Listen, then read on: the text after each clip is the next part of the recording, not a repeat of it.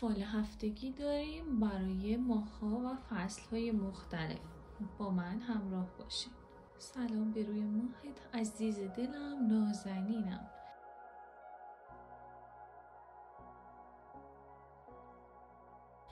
عزیزان دل من، متولدین فصل بهار، فروردین، اردیبهشت و خرداد، این هفته چه اتفاقاتی پیش روتون هست عزیزای دلم؟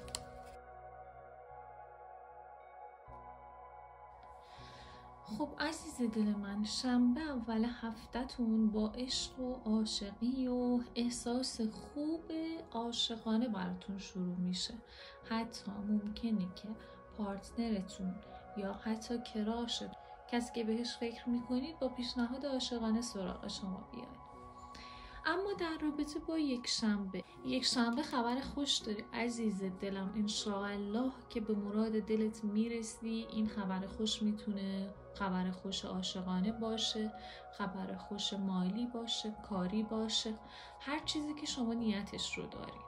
دوشنبه اما از یک سری فکرهای ناراحت کننده خلاص میشین، راحت میشین، یه مقدار با آرامش میرسین، یه مقدار فکرتون آرام میشه، با آرامش میرسین، میتونید یه خواب راحت داشته باشین دوشنبه. نازنین من، عزیز دلم، خوشگل من، روز سه‌شنبه حواست باشه، ممکنه یه بحث کوچولوی خانوادگی، یه ناراحتی این شکلی خانوادگی داشته باشی. انشالله که با صدقه برطرف میشه. اگر کسی به پرپای شما به اصطلاح پیچید، شما ادامش ندین. اما روز چهارشنبه خبرهای خوش مالی دارین، معامله خیلی براتون خوب هستش. روز چهارشنبه اگر کاری دارین، معامله‌ای هستش به نفع شما تمام میشه. پنجشنبه یه شروع عالی براتون افتاده، حتی میتونه شروع عالی یک زندگی جدید، شروع عالی برای یک کار جدید، حتی شروع یک عشق جدید، یک هیجان جدید، یه بیرون رفتن، یه پیکنیک برای شما باشه. یعنی شما میخواین استارتش رو بزنید. جوونه ها رو میبینید. و به روز جمعه هم براتون خیلی روز خوبیه عزیزم.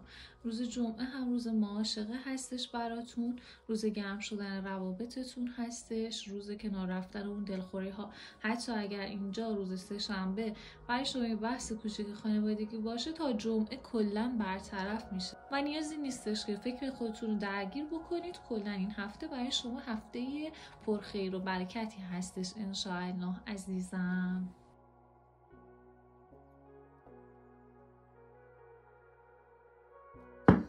خب عزیز نازنین من، متولد فصل تابستان، تیر، مرداد و شهریور ماه جانم.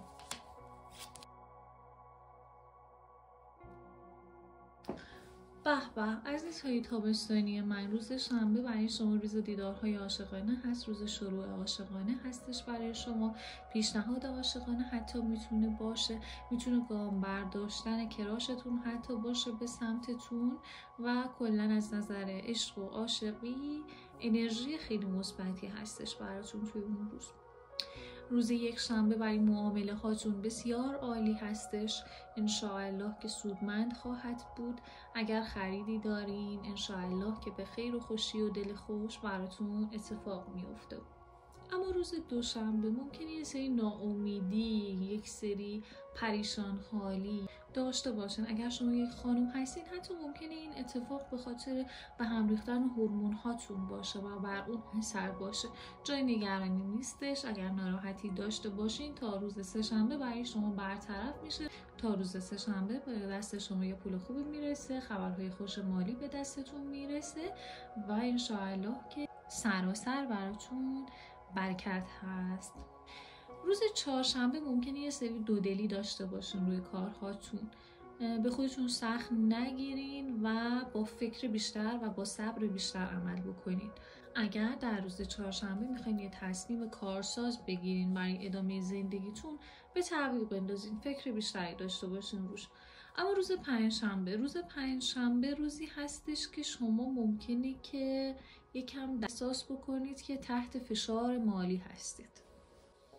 ممکنه که حتی در تنگنای مالی خودتون رو ببینید. حواستون به روز یکشنبه باشه که چه معامله‌ای انجام میدین اگر که معامله‌ای در پیش داشتین، تا در روز پنجشنبه دچار ناراحتی بابت اون مسئله نشین.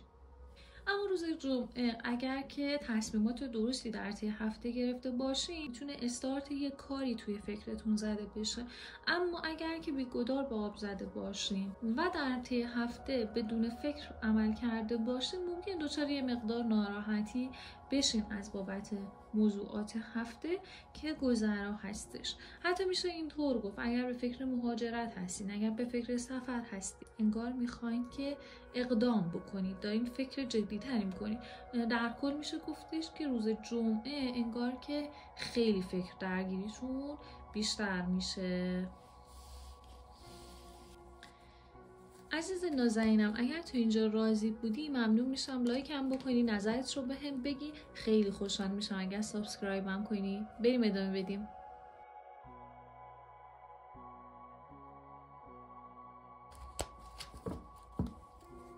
پاییز عزیزم، مهر، آبان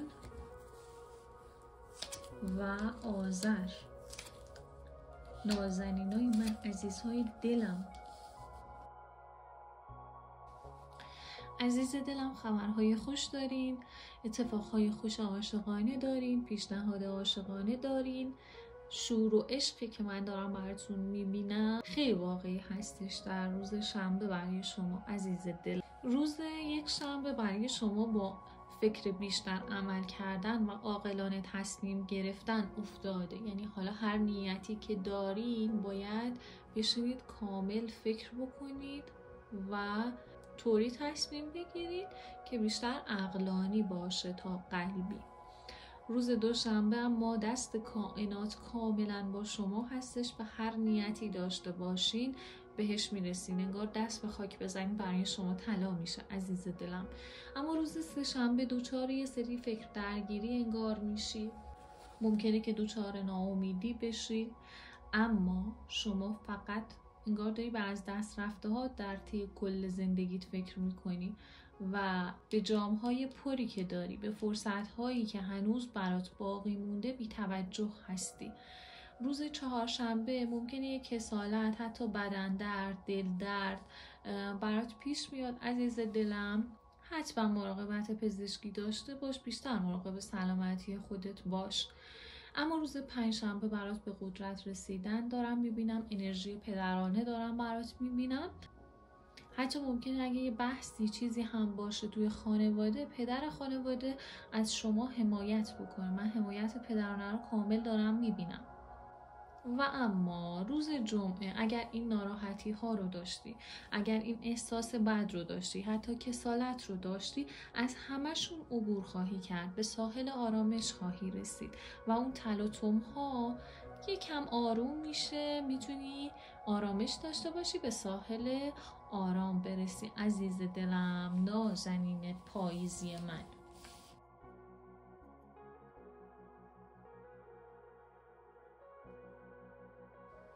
زمستانی های نازنینم، عزیزای دل من، قشنگای من، دی، بهمن، اسفند.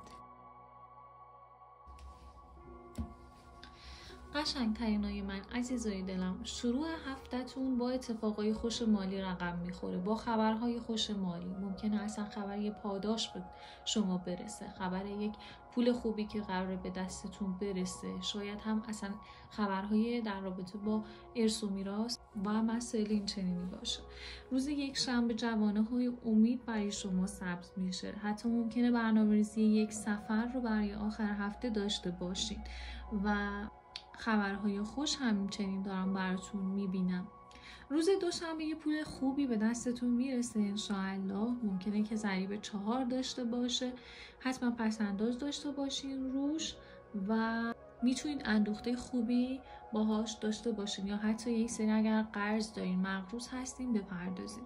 روز سه‌شنبه برای شما سرشار از امید هست، سرشار از نشاط، شادی هستش، به مراد دل رسیدن رو براتون دارم میبینم. اما روز چهارشنبه ممکنه حمایت یک مادر و دعای خیر یک زن رو همراهتون داشته باشین. این زن میتونه متولد فروردین، مرداد و یا آذر باشه. کاملا از شما حمایت میکنن، کاملا برای شما دعا میکنن، انگار یه کار خیری در حق کسی کرده باشین که براتون دعا بکنن. اما روز پنجشنبه ممکنه یه مقدار احساس تنهایی بکنید، احساس بکنید که حالا جشنی دعوت نشدین، میهمانی دعوت نشدین، اما درگیر این مسائل نشین و خودتون رو ناراحت نکنید. میتونید روز پنجشنبه استراحت خوبی داشته باشین، تجدید قوا کنید. و روز جمعه هم ممکنه که توی یک دوراهی احساسی، کاری یا مالی قرار بگیرید که اگر عقلانی تصمیم بگیرید و صبورانه، انشاءالله که به نفع شما خواهد شد. دوست نازنینم، ممنونم از همراهی تا این لحظه با من. امیدوارم لذت برده باشی. اگر سابسکرایب هم کنی، لایک هم کنی، برام کامنت بذاری، خیلی خوشحال میشم. به امید دیدارت. خدا نگهدار.